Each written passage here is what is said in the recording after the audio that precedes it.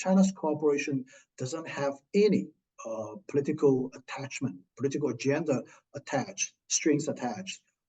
First of all, China is not interested in competing with the Western world, and particularly Washington, on ideology. It's not interested in play this kind of a geopolitical game.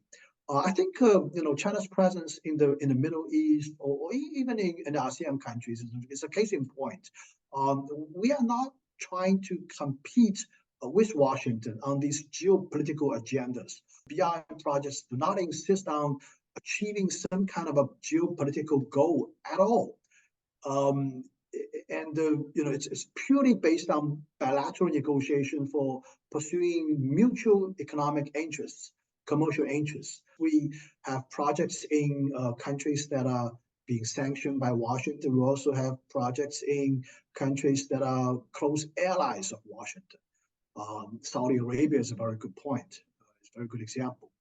The third thing I want to point out is that China's cooperation with the third world countries, the developing countries, is really about mutually developing. I think the BRI projects lays very much emphasis on creating local jobs, for example, emphasis on industrialization opportunities, and specifically setting up manufacturing operations in these countries.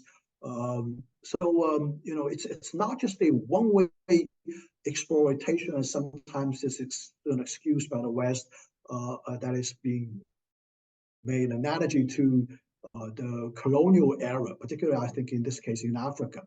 We're truly, genuinely, looking at opportunities from mutual economic interest perspective.